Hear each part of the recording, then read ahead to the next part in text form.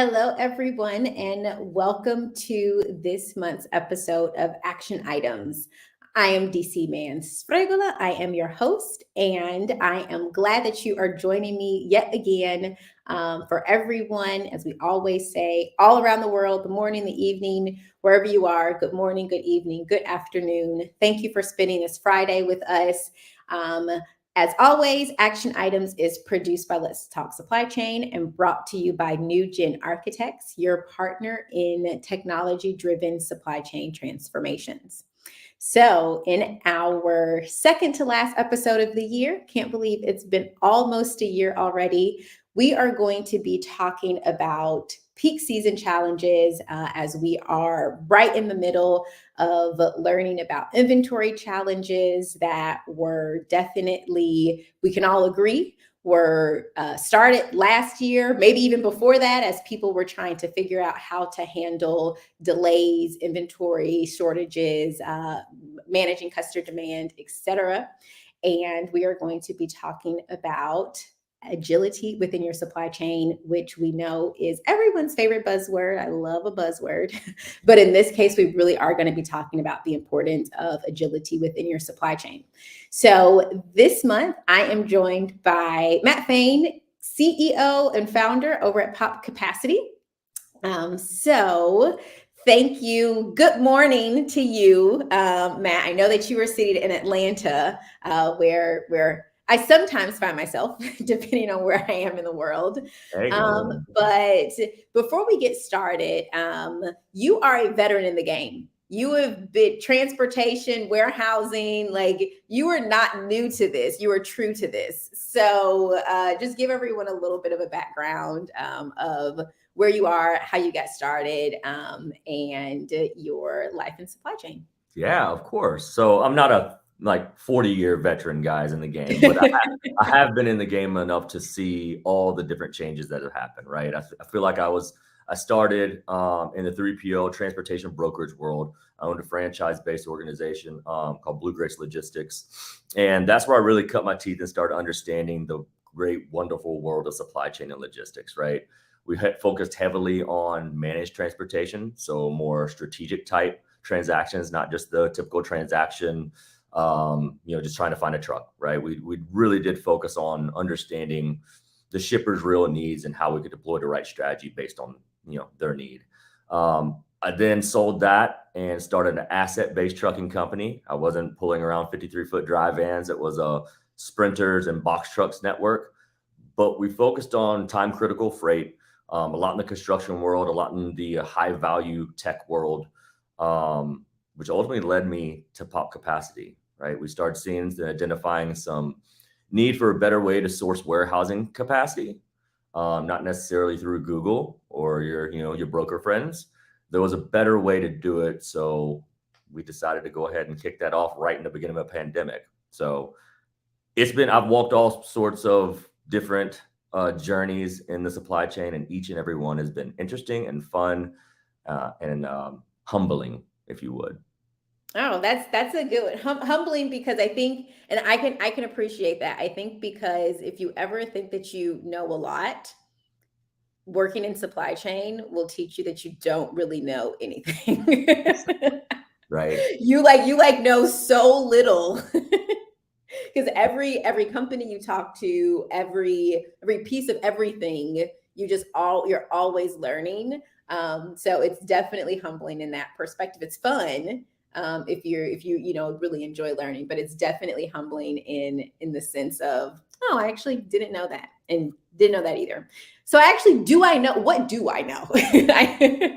Right. It's something new every day, because I feel like you feel like you've mastered something and then it changes, right? And it changes for a good reason, but regardless of change creates a different strategy, creates a different challenge, but I think, if you've been in it long enough, you've been in game long enough, you understand that we all have very, very thick skin. We all have very open minds.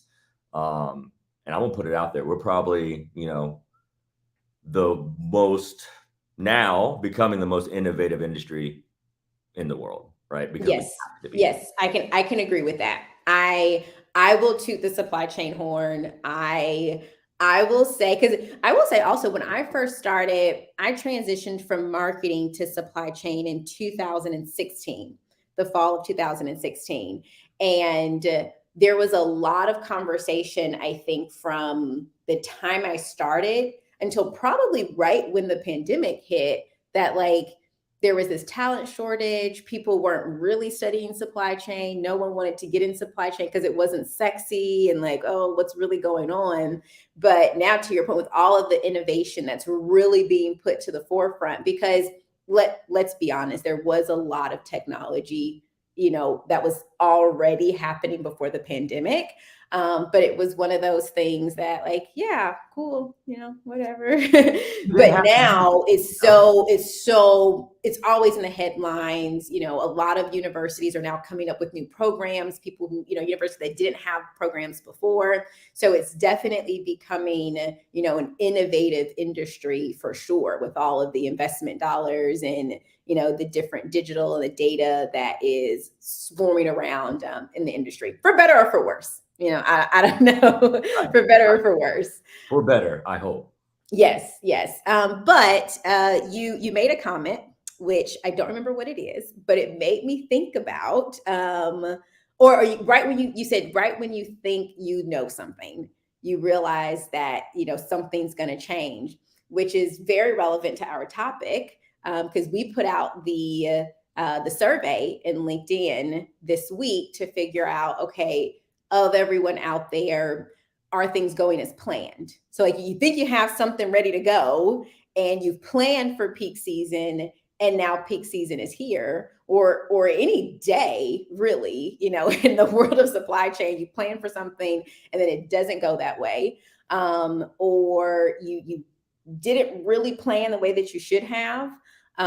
So to lead into our conversation and our topic for today, almost 50% of the respondents to the survey did say that things are going as planned.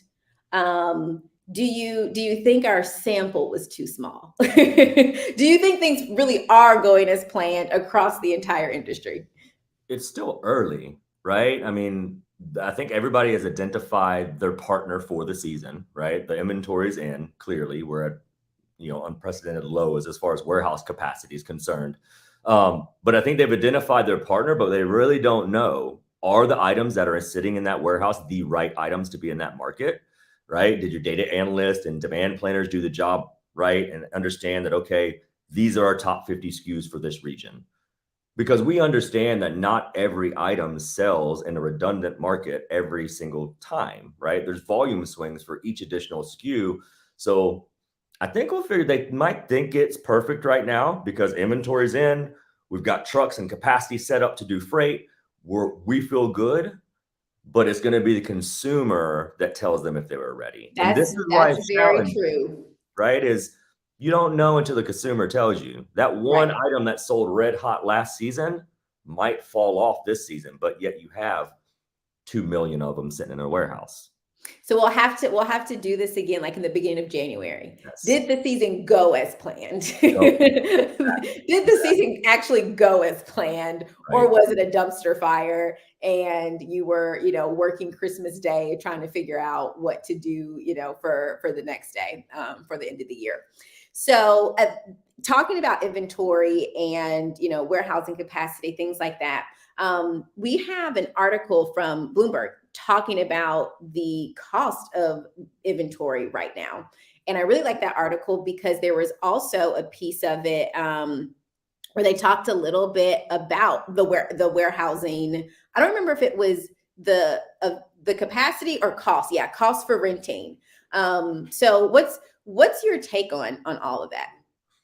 Capacity tightened really quick in warehousing, right? I mean, this article speaks about 163 billion with a B, guys, $163 billion worth of inventory that is going to get dead stocked, right? They don't need it. And it's due to the fact that all the retailers and anybody who had stock outs during a pandemic or, right after a pandemic thought that the solution was bringing in everything under the sun.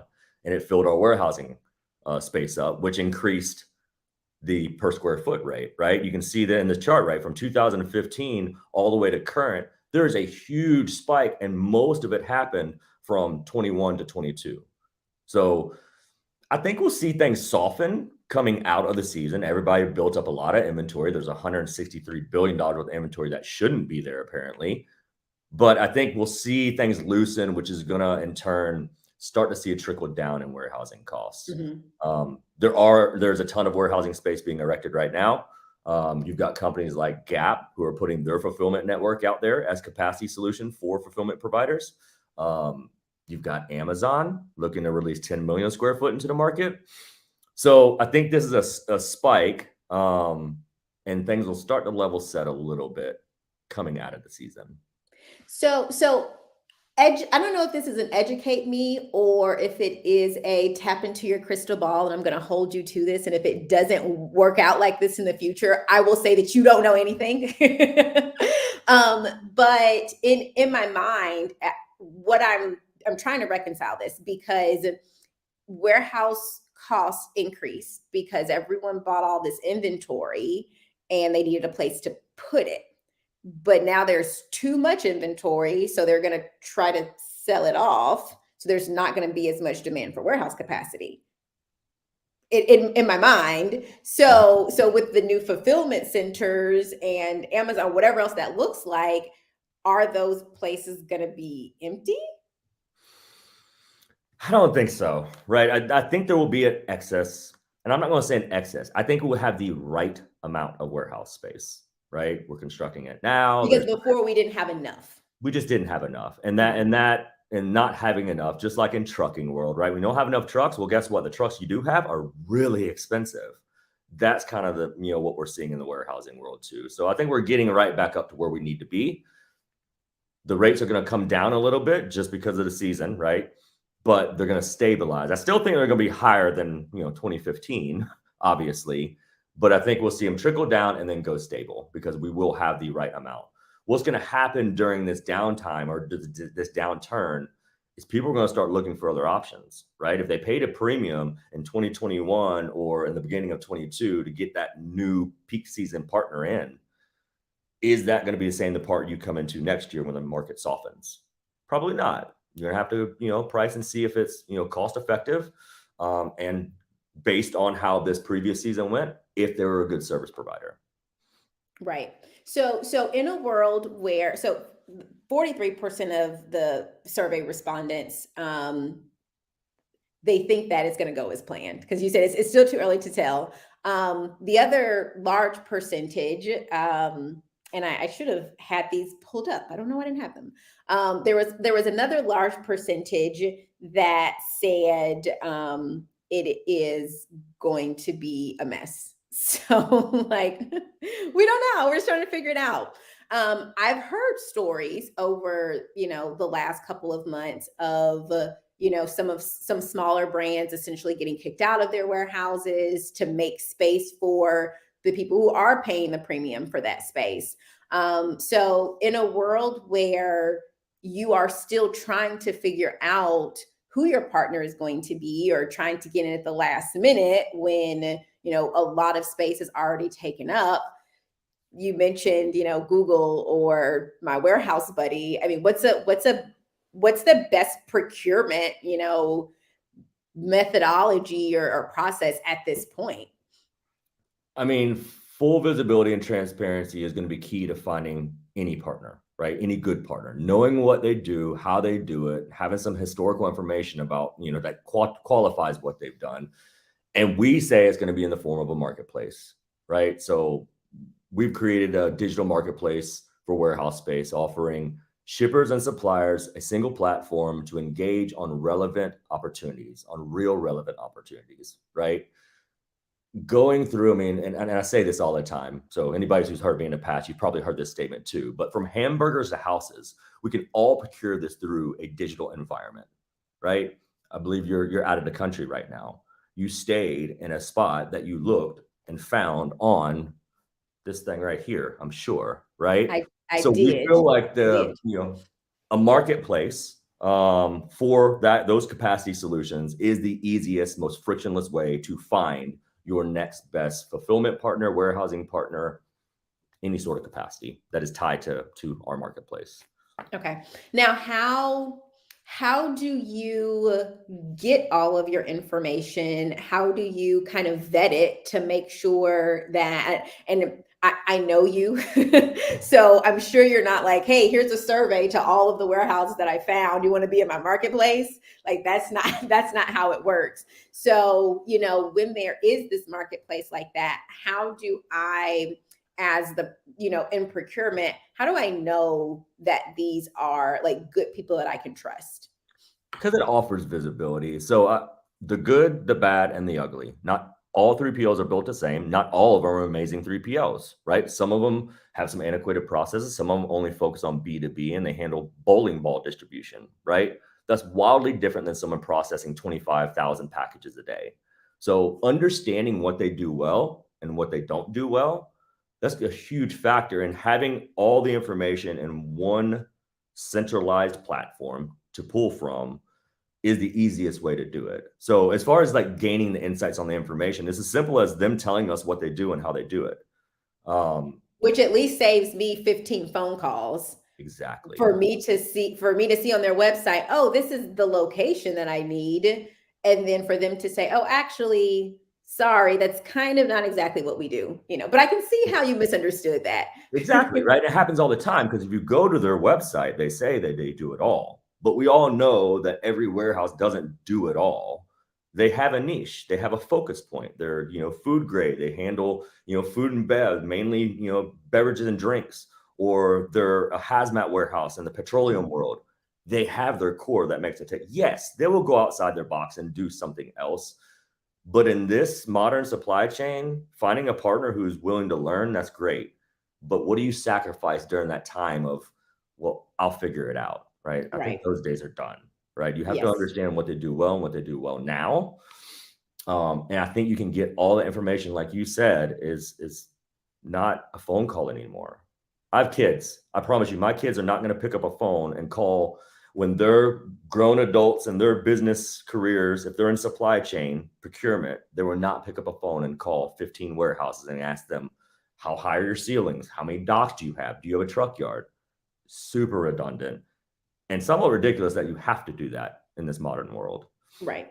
I don't like picking up the phone now. Like whenever I see a website that doesn't have an email address or like a form, I don't ever want to talk to them ever. And then if they don't email me back, I also don't ever want to talk to them ever because I want to avoid talking on the phone. And it's not because I don't like to talk. I mean, obviously I like to talk. Like I'm a talker, but I don't want to spend my time like sitting on hold and waiting for someone to get back to me. And because if I have to call you, I personally think, and I have no data to back this up, so it could be completely false statement, but it is highly unlikely that you're going to be able to solve my problem right then within like a couple of minutes. You're probably going to have to call me back, ask somebody else.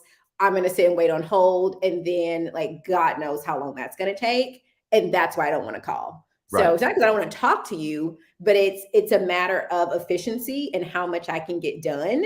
And I can be doing other stuff.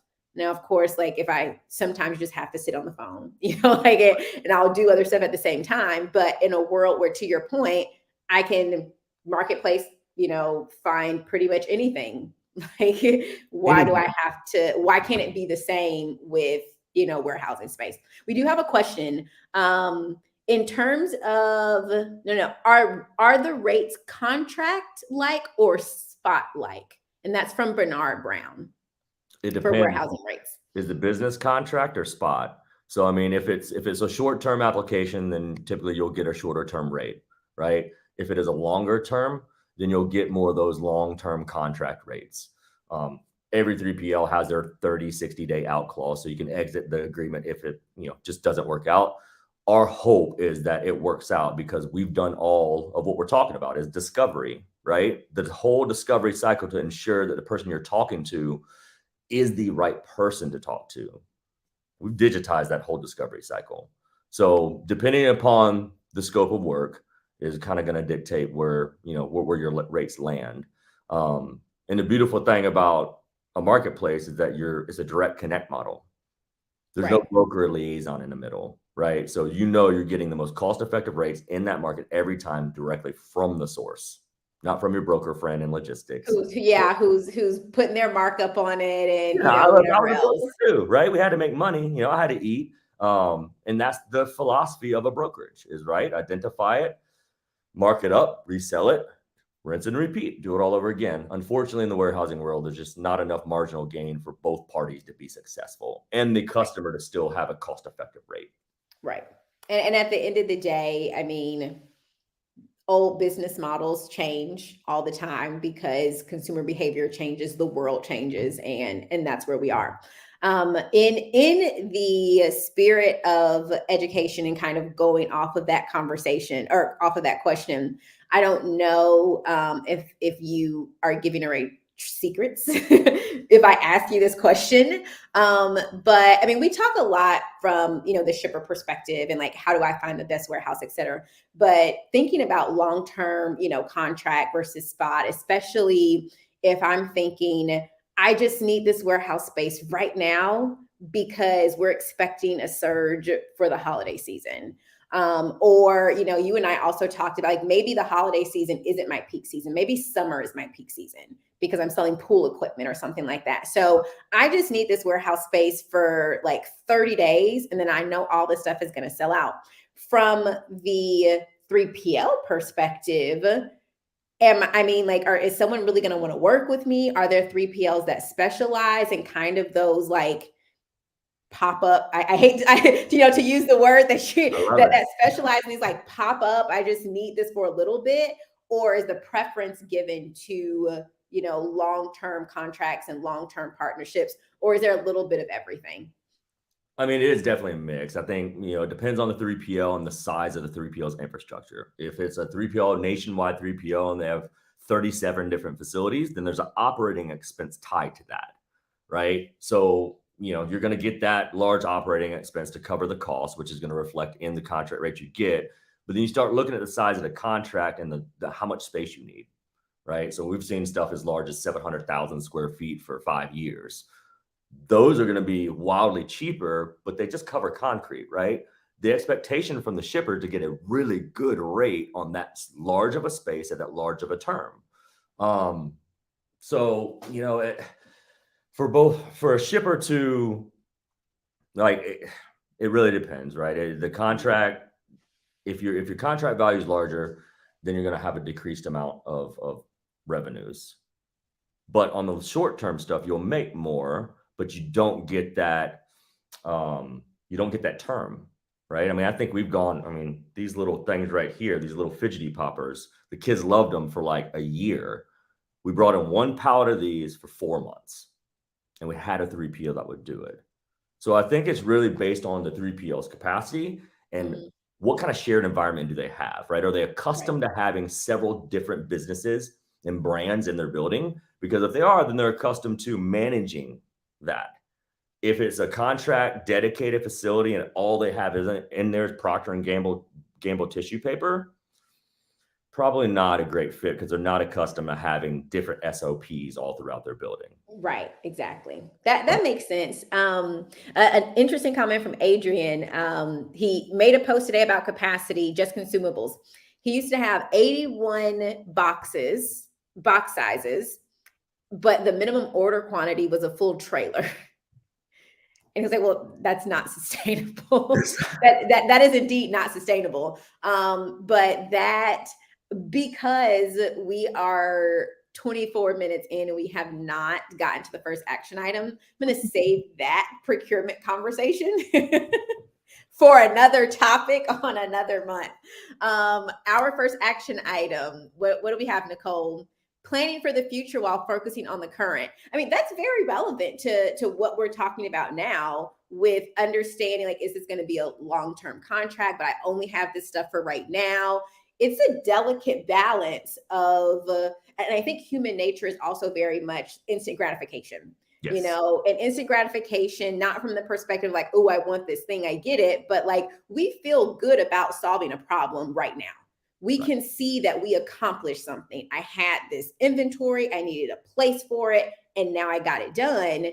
But did you create a larger problem by solving, your immediate need? Right. So plan for the future, but focus on the current. How do you do that? It seems It's an super, oxymoron, right? right. It seems super impossible, right? And I think we are in a digital world. We just spoke about it. Literally, the world is at our fingertips. Anything, everything from services to commodities, whatever you want is at our fingertip. This gives the supply chain a really big opportunity to execute by using technology faster than we ever had before, with big, small, large initiatives. I think that we've seen, if you have a rigid supply chain, it is possible it's going to break under tension. So agility, finding people and partners and service providers who can offer you both what you need now, but still understand where you are going. Because Mhm. we're not, it's an evolving thing. The whole supply chain is an evolving thing. So if you go into an environment where like, okay, this is what I do now, and the expectation from your service partner is if it changes, then I'm not willing to make that change. There's a lot of rigid service providers out there that are legacy companies that they've done this for decades.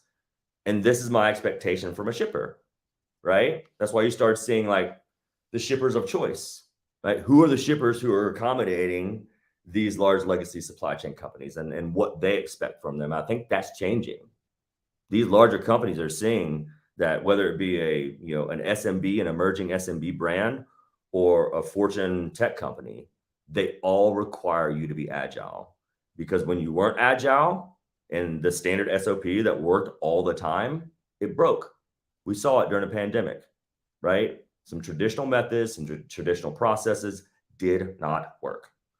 So It's now, very interesting that you say that, because when I think about planning now, thinking about the future and how things are always evolving, in my mind, from a business perspective, we have very much put those types of descriptors and kind of profile for startup businesses, because like they're trying to figure it out, things change, the art of the pivot, blah blah blah. Like, you've got 5 people, then you have 10 people, and you have 15. So like as you start up and you change, but that's no longer a thing that's just for startup companies and just for small businesses. It's for everybody because of the innovation, the digital, everything is changing. And in a world where you have to plan for the future, you also have to understand and expect that what is relevant today won't necessarily be relevant in 24 months and won't necessarily be relevant in 36 months. So yep. you have to think about, from an agility perspective, how quickly do these processes and systems allow me to be able to pivot and to allow me to be proactive versus reactive. So if I'm starting to see something, can I go ahead and change to keep up with it and get ahead of it, as opposed to, oh crap, I saw that coming, but we were just too rigid, to your point, to be able to flex with the market. Yep. And that's supply chain, right? It's just, it worked. We got through it. Let's move on, rather than thinking about, okay, well, it worked, but it worked in the most effective way. Right. We have other tasks to do, right? Like I said, it's a very fast paced, evolving type industry, and we always have something to do next. So, I think it's in our blood to be like, okay, check mark, that's done, off my plate, on to the next task. Right. Now, check mark, did it work? Review. What was right. But did I really check it, or did I just like put a Band-Aid on it for right now? Exactly. You did a task. Did you Right. do the task? Solutioning versus, we talked about this earlier in the year. I don't remember what it was, maybe solutioning versus problem solving. Like you solved the problem right in that moment, but you didn't find a solution for it that was going to, last not necessarily the test of time, but you plugged at the tire, least, right? right. You got a nail in your tire, you plugged it, versus going and buying a new tire. Eventually that plug is going to come out. Exactly. Right? So, I think, but now is a crucial time that we understand you have your certain challenges in front of you now, but if you're not looking at the next new innovative way to be better, then you're going to fall behind because everybody Right. else is. And that same Bloomberg article, which I think we decided maybe it was part of the article, but maybe not, but it's at least on the same link.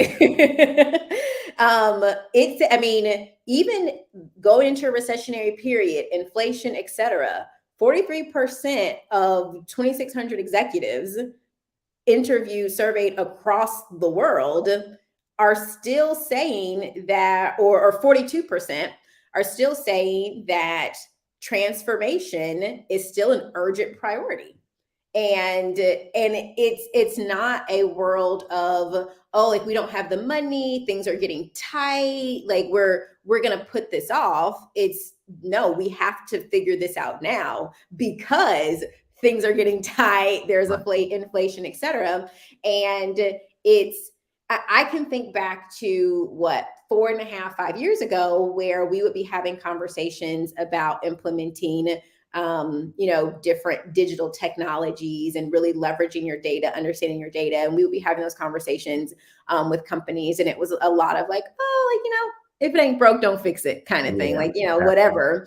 But I would say that now a lot of companies are starting to really see the value in that. So when there is a world of, I don't, if I need to procure some warehouse space, I don't mind calling. Like I'm used to it, whatever. But isn't there a better way? Like, isn't there more value in the marketplace where all of this data is at my fingertips and all this information is already there? How is that going to improve my operations and my agility if I don't have someone that literally has to spend their whole day, Googling, narrowing down? Because to the point, and I think I might have read this in one of your guys' blog, Matt, is that you can't really Google anymore. We're all on social enough. We've understood how, the advertising and the algorithms work.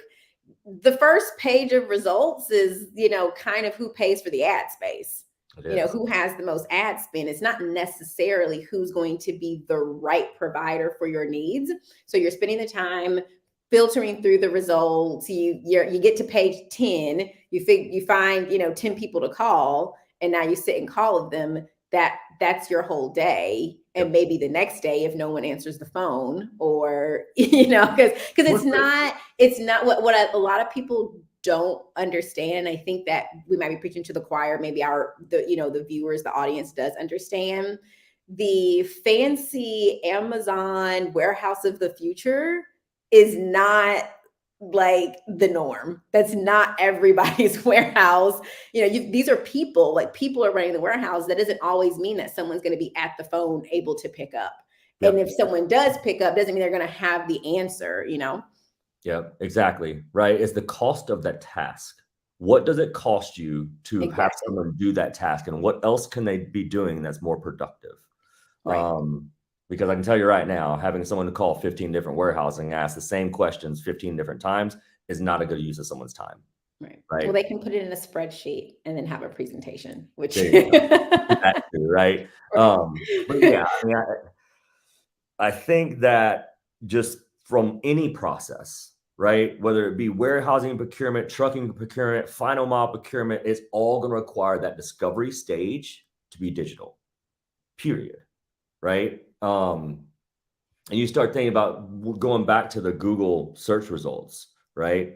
Yes.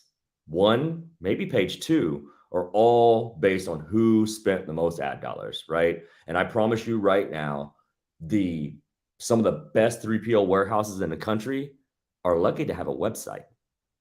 They're not on social media. They're not going to spend any money on a Google ad to rank higher. They're just not going to do it, right? It's a very blue collar, very good old boy legacy type industry, to where they don't put a lot of emphasis on sales and marketing in the way to really capture some of these newer brands, emerging brands, modern shippers. They don't have a way to do it. They're working with your older companies too.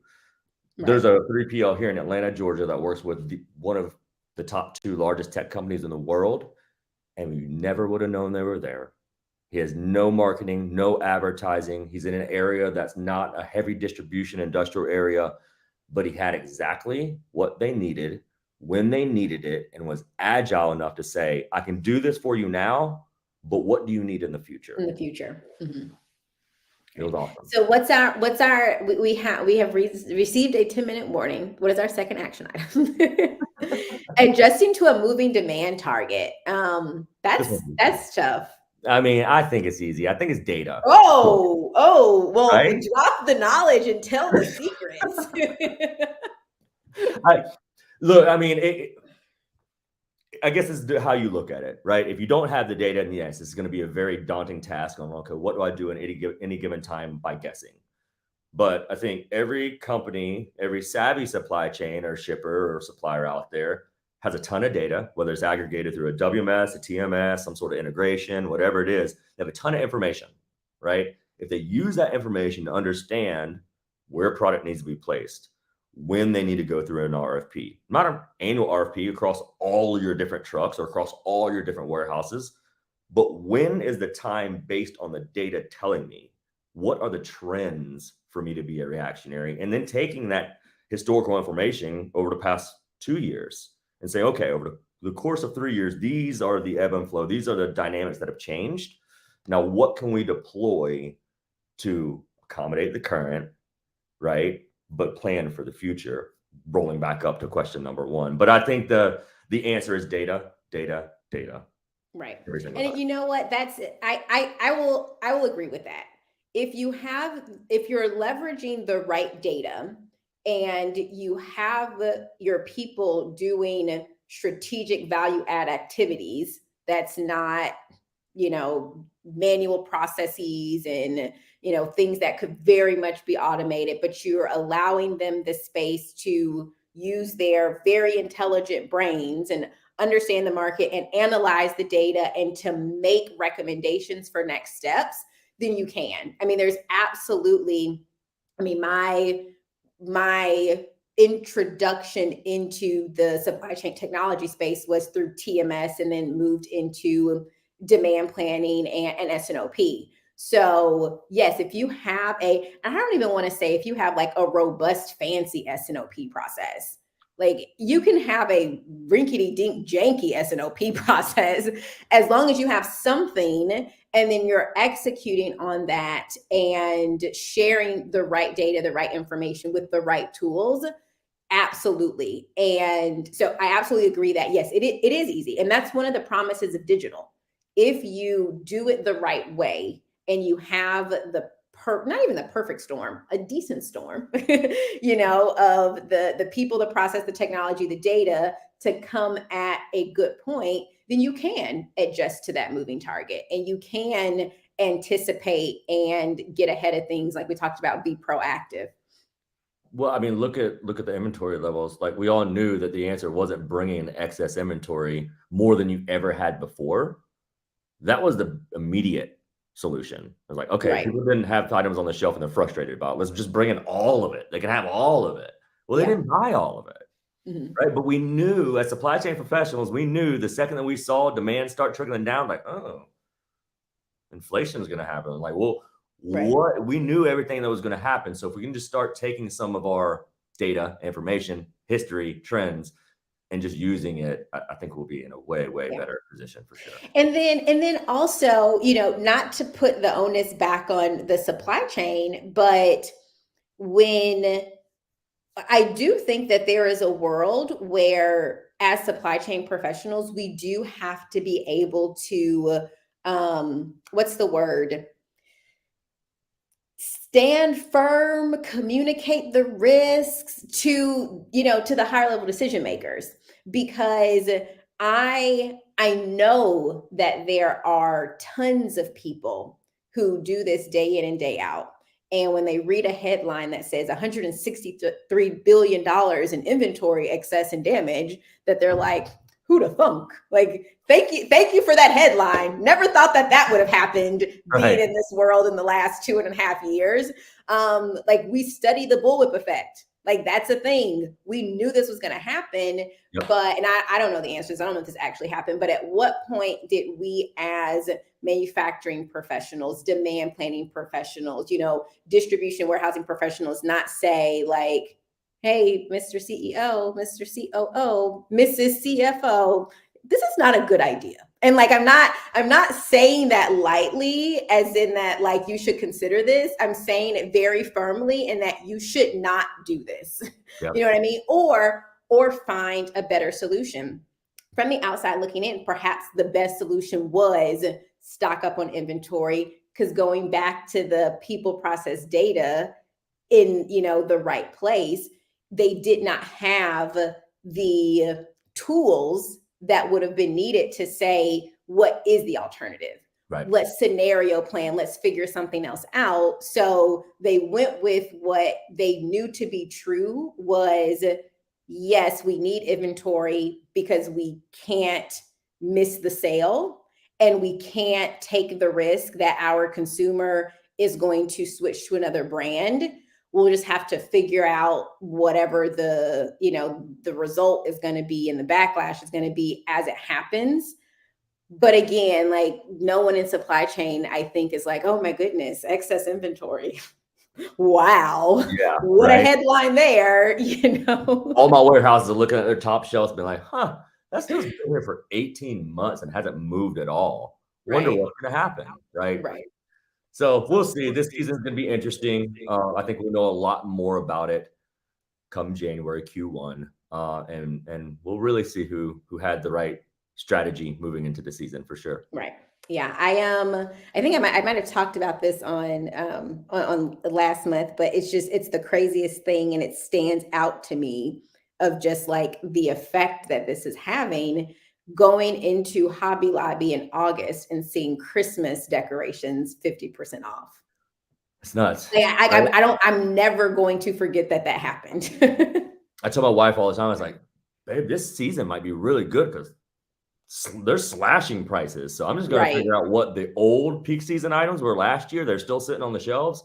I'm just going to buy those at a 80% discount. Right. Season for the Fains.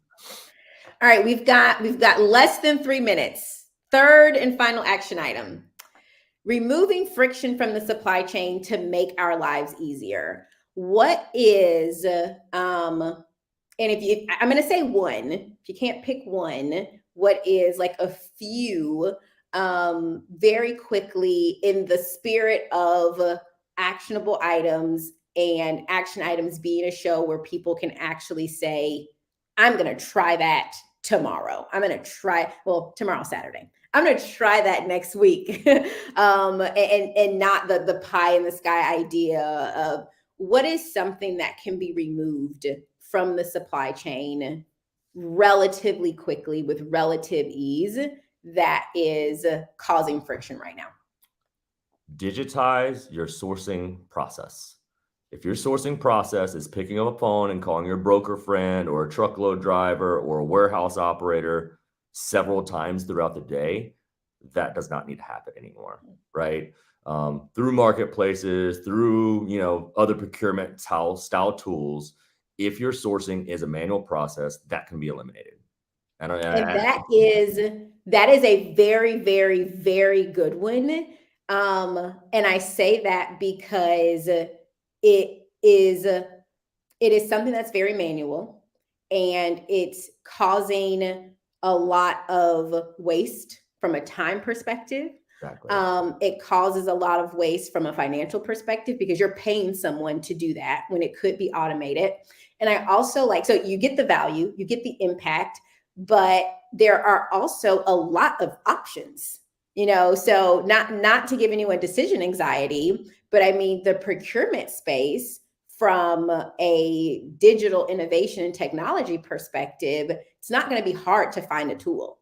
Right. And not to say that all tools are created equal, and not to minimize the value, but also, kind of whatever you pick is going to be better than picking up a phone, and calling someone 59, sending a bunch of emails, and then keeping track of the quotes, keeping track of the contracts. I mean, there are, depending on where you are, if it's, sourcing raw material or whatever, there are different tools that can do all of that: direct spend, indirect spend. I know, Sarah at Source Day, Adar, Giga, Matt, popcapacity. Like, there's so many different tools in that space that it's very easy to say, I am going to do that. Like that is a project that can be done. The value add is very clear. This is like, sign it. Sign off on the budget, put the budget in there and give the people the time to do it. It's not an ERP implementation. It's not going to take 18 months. I mean, these are up and running tools in a couple of weeks. Time to value is very quickly. Do that. Yep. Do that. Automate your procurement processes. Execute it and thank me later, guys. Yes. All righty. Next and last show is December 9th. Oh, I mean, like not last show for forever. Why am I sad? Last show for the year. We'll see you next year. All right. Thanks so much for joining, Matt. Thank you for everyone that joined. I did see all you guys, Pakistan, South Africa, Tennessee, Georgia. We always get a little bit of everybody. I'm signing off here from Milan, Italy, in Europe. So everyone have a great weekend and a great rest of the day. Thank you. Bye.